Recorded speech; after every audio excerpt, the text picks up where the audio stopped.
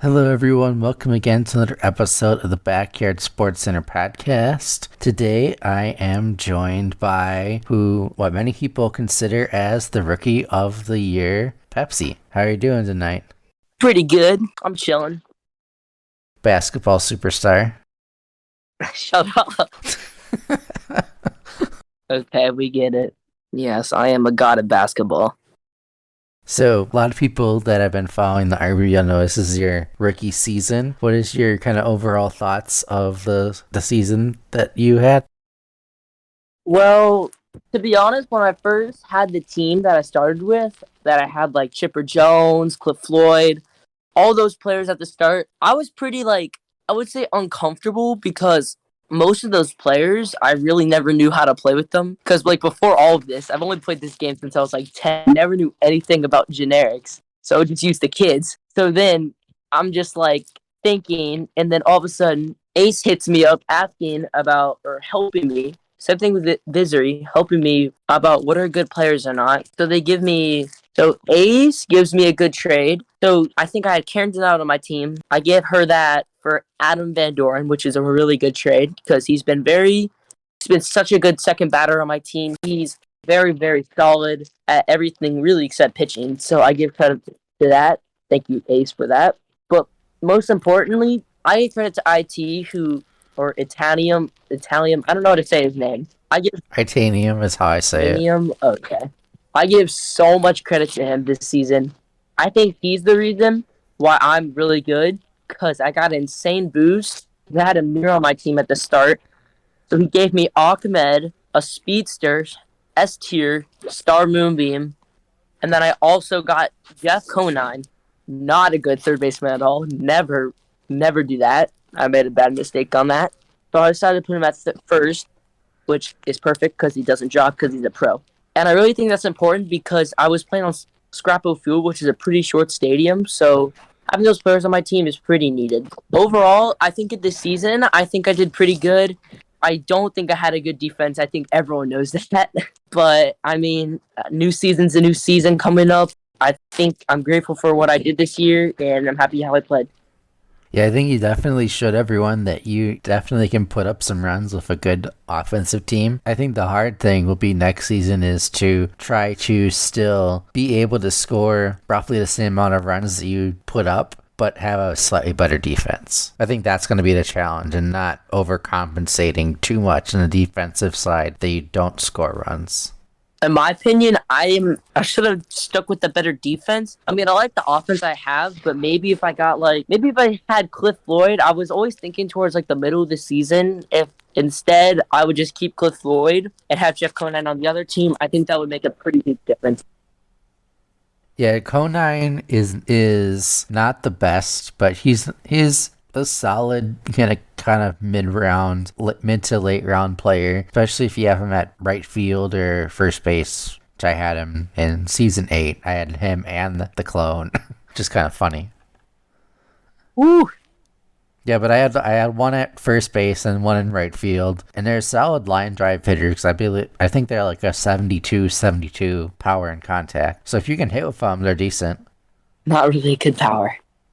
It's like just enough power to get like those nice singles and doubles. Out of the home runs that are super close. Overall, the season, Jeff Conine has been, in my opinion, not bad. He could do much better with some of the hits, but I think overall he had 6 home runs this season, including playoffs, so I give credit to him. One thing I did notice when kind of looking at the stats was that I thought you would have hit more home runs with Ahmed. Honestly, I agree with that. He had a chance to win it all for the MVP, but he came up short. Sometimes you just don't get the pitches that you want, and then you just have to deal with them.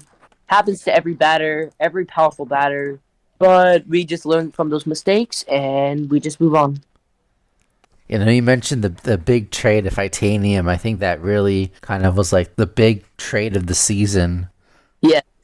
That happened, especially since both of your teams ended up winning your divisions respectively, and both of you made the playoffs and you almost made the World Series. So how good is this Monsters team that you played in the National League Championship Series? Boy, oh boy, do I gotta say a lot. Okay, so first off, not even before I start the game, I look at the roster and I'm sitting here in my head like, what in the world? They got A-Rod at third, Derek Jeter at shortstop, Brett Olson at second. He's been killing my butt off because every single time Ricky Johnson will make one little error, Brett Olson will he'll just run right after the ball like a star moonbeam foam. Just throw it to first like it's nothing. And then don't get me started with their outfield. Center fielder, I think, robs me 4 times. One with Henry and one with Amir in one game. So already, I knew this was going to be tough, especially playing at big city stadium. This team could hit, this team could field, and they have elite pitchers. Overall, the Monsters team is such a good team. And when I first played them in week 4, I only scored 2 runs. So I think in total, in those next 2 games, first game, I was close to winning. And then the second game, I was also close. The second game, I realized how to get better hits going. So then I think I got like a double with Star, I think I had a double with everyone except Linda, Tina, and Jeff, and Lance. Everyone had a double. Most of them were hit to the outfield or line drives. And then I also realized that the right fielder has a how do I say? He doesn't have a good arm. Uh-huh. I don't know why. He just doesn't have a good arm whenever I play, which I realized. So when I had a runner at third, I would tag up with that runner and just get more runs. So when you play this Monsters team, you have to strategize.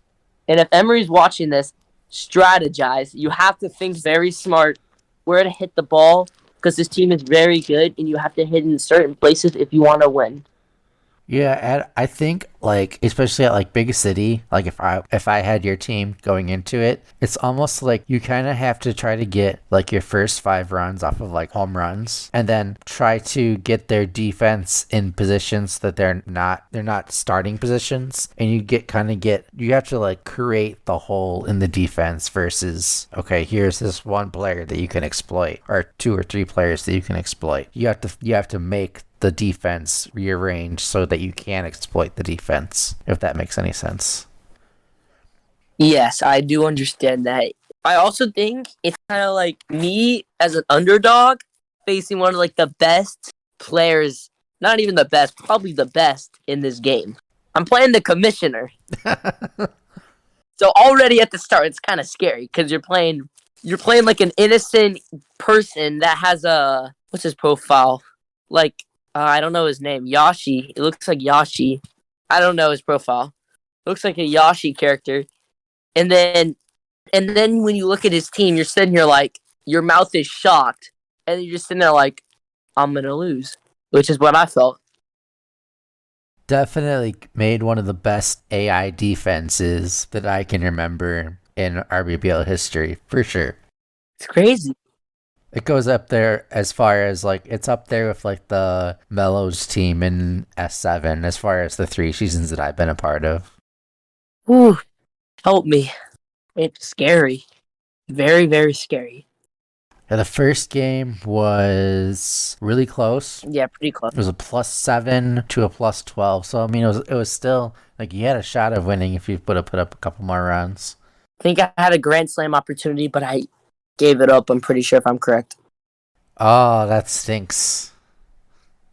Yeah, I lost 12-7 was the final.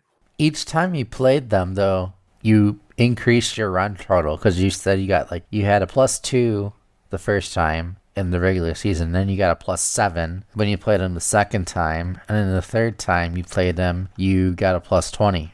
Dang, 20. Which is really good against that defense. That's impressive. That's a really, really, really good score against the Monsters defense. I think Hawkman with 5 for 5 bombs. Same thing with Henry.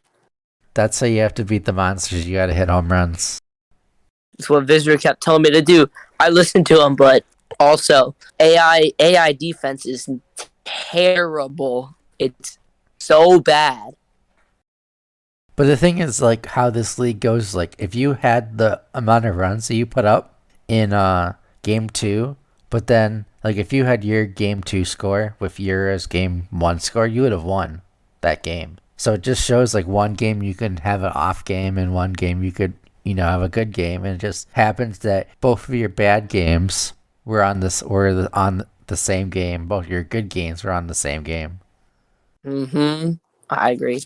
It's like, if I could reverse the scores, if that was a thing, that would be pretty funny. But Yeah, because then it would have went to a game 3, and you never knows what could happen then.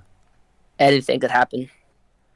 Exactly. So now we got the commissioner, Gira, and the reigning champion, Emery, and the Cubs facing off in the World Series. What do you think is going to happen? I'm gonna go Pacific with each game. In the game 1, I will start with Emery taking this one just because he has more experience. He took a championship last year, so he'll know what he'll be doing. But also, you don't want to be sleeping on Europe because he's never been to a championship. He's kind of like an underdog, like I did, except he has an insane defense. Who knows? That Emery might not be able to stop. It's basically two insane defenses. Emery's defense is very positive with Pete Wheeler, Jordan Thorner, Sally Dobbs, their second baseman, their pitcher, and their catcher. That infield is stacked. Both teams are very important on defense, but I'm pretty sure that Emery will have an advantage to his offense as well. I think he had the best draft overall because he has very good hits. He knows how to score. He knows what to do, rather than Yura just doing what he usually does. He does things really typical, unlike Emery, who likes to try new things out. And if they work, they succeed, and he'll repeat doing that over and over and over. So for the first game, I have Emery winning. One thing I think about Emery's team is that it is extremely underrated defensively. The pitcher is kind of mid-tier, but still serviceable. But then you got Pete Wheeler in the outfield, which is just really, really annoying with all his speed. You mentioned Jordan Thorner. Mikey at catcher is pretty good. You got Sally at first. You got Dom at second, which is really good. I know you might say that Sheila in right field is not the best. You got Veronica Lee in center field, which is really solid. I forget who he had at third base. Third base, he had Pete Wheeler. I thought Pete Wheeler was left field. Oh, wait. No, he's customing that. Hold up. Let me look at this. Let's see here. Oh, Pamela Kirkos. Oh, yeah. True. So, yeah. That's a extremely solid defense, and I don't think that anyone really was talking about how good this team was as far as the defense. I know a lot of people are talking about offensively with Pete, Mikey, and Sally, as far as offensively, and Veronica Lee with those kind of players, how they'll do offensively, but nobody was really talking about the defense, how good they would be. Especially Pamela dropped really low because I think a lot of people were sleeping on her because she didn't have the catcher lock anymore, which was a lot of her value in previous seasons. So I think she dropped a little bit too far. I think she was like in the 5th round or something ridiculous. And that was like a huge steal. Big play of the game. So I think that Emery got the steal of the draft, honestly. Or if not the steal, draft definitely like top 5. I think Emery does. Emery will go look. So I think he'll go into like a Google Doc, or he'll go into a Google Sheets, write down every kid in the game, and then cross them out, and then find the ones he likes, and he'll pick those kids. That's what I think he does. Very possibly might be what he does. Or maybe he tries to pick the 9 kids that Ivan King likes the most. So I don't know, could be that too. Who knows? I love Ivan. Had to throw it in there somehow. Gotta love Ivan. So you mentioned that you think that Emery is going to take game 1. I honestly don't know who has home field or not. I don't know as well. Because I don't know how that got, or who had the better record. I think maybe the Cubs had the better records. I think if I just had to guess, I think I would say the Cubs. Everything based on record. I think the Monsters lost 3 and the Cubs lost 2. So I think the Cubs have home field. I just think that the Cubs have a better chance. in game 1. Game 2 is when things get interesting. I think Ura's going to understand what's going to happen. He's going to find game 1 for Ura is also going to be like what he's going to know and what he needs to do to win his next game. So I would say like game 1's kind of like if you're working on an essay, for example, you're planning your first draft and then you work on your actual draft, or not your actual draft, your actual essay. And if you get an A plus on it, it's kind of like getting a win in game 2. So game 2, I got Ura winning. I like that analogy. That's a good one. And what about so it's 1-1 going into game 3. What about game 3? Game 3. Game 3. I think I got Ura winning this one as well. I think he has this one winning because once he realizes what's going to happen, he's going to continue doing it. Emery's going to get confused, and Emery's going to start realizing the issues. So he'll focus on those issues in game 4, and then I think Emery's going to win game 4. Yerba's going to win game 5. So you got Ura winning it in 5 games. I got Ura winning this whole series, to be honest. I think he has the potential, in my opinion. I personally think Ura's going to win. I definitely could see that happening. I think the Cubs roster is too good, and Emery's just too good of a coach with this roster that I think the Cubs are going to win in 4. I could agree with that. It's possible. But here's my point. What happens if Emery plays the same way I do? For example, remember I said I got robbed 4 times? Yes. What happens if it's more than 4? What happens if it's like 8? What happens if it's 2? You never know what's going to happen. So, just based on my opinion, I think the outfield, which is Ura's specialty, he loves to hit the ball in the outfield, because I've seen his YouTube videos. Every time it'll go in the outfield in 2001, most players drop it. But in 2003, Ura is going to fucking catch everything. Everything. He will not drop the ball at all. That's why I think Ura's going to win it out of 5. That's my opinion. No, I haven't noticed. I don't think there's anything actually that's different between the versions as far as dropping more, or I don't think they actually got changed anything. But I think, you have Davey in left field. That's a really solid. I think that's the Keisha clone. That's a really solid defender. Horace, I'm pretty sure. Horace Young, I'm not too familiar with. Man doesn't drop at all. I'm being serious. He can catch.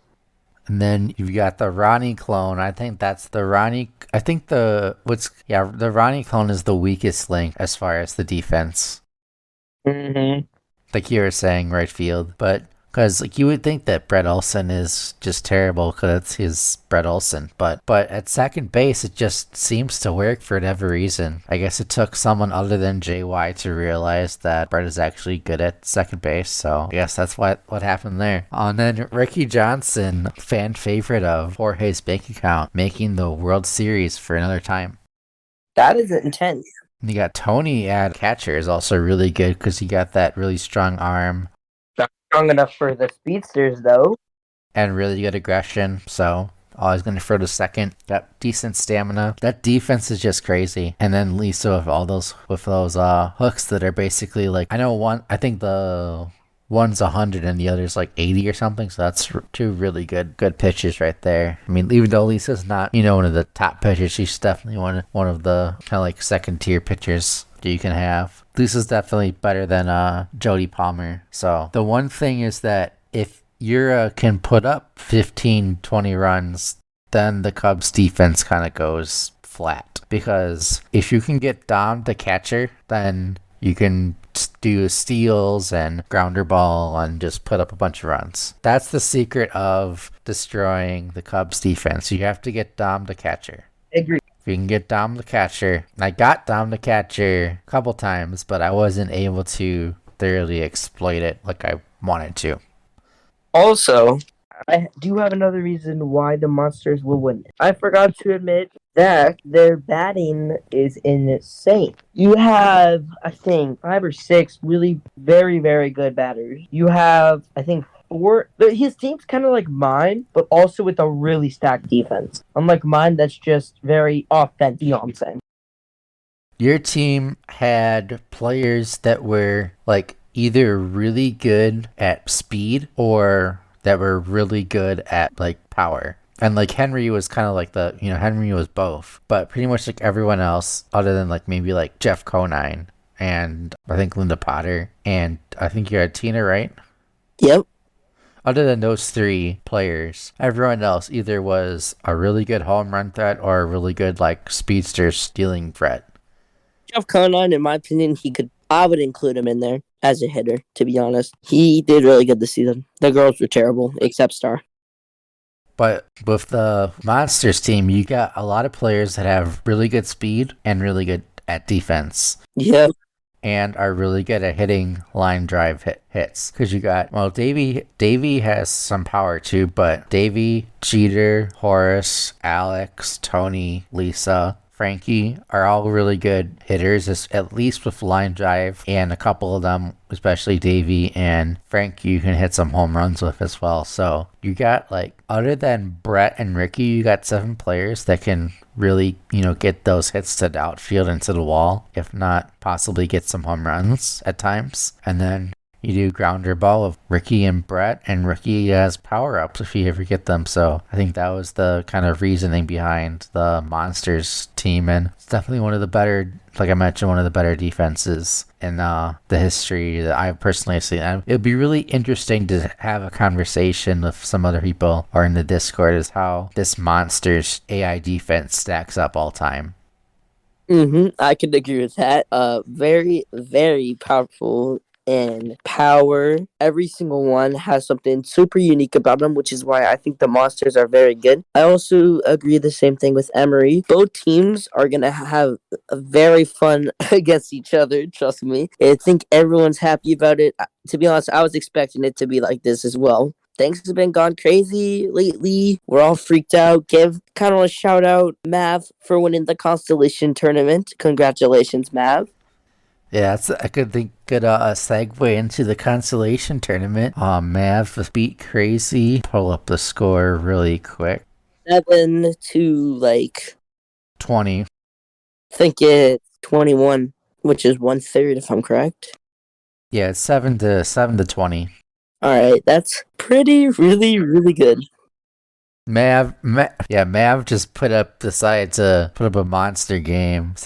Mav just has something in him when it's not the regular season. He just goes on a tear and just destroys everyone. I don't know what it is about the regular season that I don't know what it is. I don't know if it's a psychological thing or I don't know what happens. Just when it's not the regular season, he just feel like sometimes like he's gonna like win every game and every series. It's just crazy. Like if you look at his average runs in the consolation tournament and different side seasons he's done versus the regular season, it's like sometimes it's like he like doubles his like scoring output. It's crazy. That very impressive. Yeah, I don't know why. I don't know what it is about Mav, but Mav's amazing, and I'm glad he got the consolation victory over Crazy Eights. Crazy Eights went with a little bit of a different roster this season, but not able to make the playoffs. I mean, you were in the same division as Crazy. Don't remember exactly if you beat him. I beat him twice. Yes. Both times or not. You beat him twice? That's what I thought. And then when I played against Mav, I thought he was gonna 50 me. Because that's the thing with like Mav is like one game he'll score 2, the next game he'll put up a 50. It's like you don't even know which Mav is gonna show up. Mav is kind of like that player who's like he'll be like 1 week I'm gonna be like, oh, I'm gonna score like 80 runs, and then the next week he only score like 3 runs. That's kind of what he reminds me of. But the thing is, like, he's such a good player, and that he's capable of doing that at any moment, which is really scary. But then other days he just won't be ready for it, and then he'll just flunk. But most of those days he has happy days, which is good because Mav is a top G. What do you think is why the hot and coldness from Mav? Wait, What's your theory? Wait, what now? What's your theory on why Mav does so well in in side seasons and consolation tournaments and kind of struggles in the regular season? When I first noticed Mav, I think before I even joined this server, I think I watched one of his videos. I'm not sure. I don't know. And when I first saw him play, he did very good. The more important thing is that Mav has an advantage because he's been playing around, I think, since season 3. So he knows what he's doing. He knows most players. He knows their capability. He knows how to use them. But then I think he's going to forget because I don't know, he might lose his memory for once and then just he'll forget what to do. So it's kind of like taking a test and then you're daydreaming and then you don't know what to do next. That's kind of what he reminds me of. I think like you gotta like trick himself into thinking that it's a side season each. He'll take things like to the next level, which he shouldn't be doing. Like he'll go too far. Huh. Interesting theory about Mav, but love you, Mav. You're great. Love to see that you won the consolation tournament. Shout out to Mav. Yep, very proud.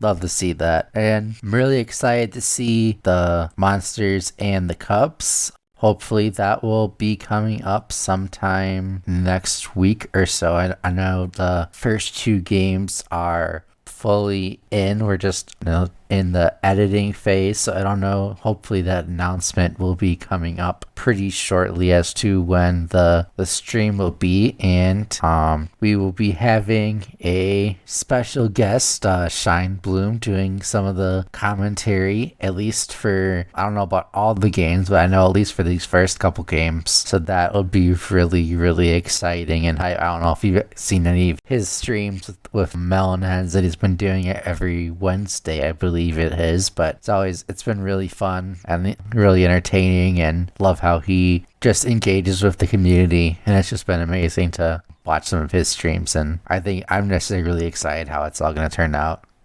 I can't wait for the new season to come up for season 10. I got lots of questions to ask, but that'll be for a different time. Yeah, season 10 is just around the corner, so if you are interested in signing up for season 10, hope pretty soon, maybe early in the new year, get the surveys out and the sign up sheets out and start off again with a fresh new season. I know there's been a lot of hype for next season, a lot of players that are really looking forward to season 10, which is just amazing. I love to see all the excitement and anticipation for the next season. There's probably at least, a good 15 to 20 people that I've been seeing. They're like, oh, I can't wait for next season. I can't wait for next season. So I really love to see that. So do you have any other thoughts or anything else you wanted to share? Can I give out shout outs? Sure. Shout out to everyone that played in season 9. Very glad that everyone was very respectful. I also want to shout out to my boy who I'm on a call right now, Nate. You are the one who told me about this, in fact, about this server when I wanted to 1v1 you in online so bad. You told me about this server, and then I don't know, 2 days later, you told me about June Joe's first tournament ever. I was terrible. I only chose the Diamondbacks because that was my favorite team at the time. And then turns out I had a super stacked team. Did terrible, obviously, because I was new. And then had a really, really very shocking, very underrated rookie season. And I'm ready for season 10. So thank you so much, Nate. Yeah, I can't wait to see what team you draft and how you do in season 10. But that's going to do it for us, and we'll see you guys in the World Series streams, hopefully. See you, everyone. And then see you in the next episode, whenever that will be, hopefully, with whoever wins the World Series and recapping that. So, see you guys next time.